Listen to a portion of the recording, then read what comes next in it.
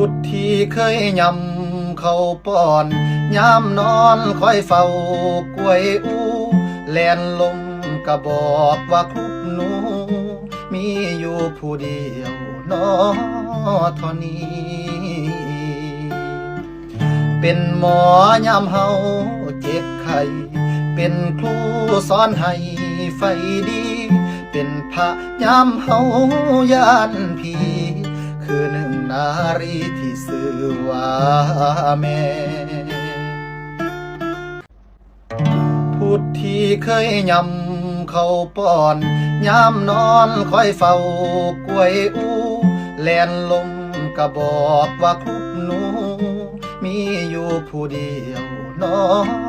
เท่านี้เป็นหมอยามเฮาเจ็บไข้เป็นครูสอนให้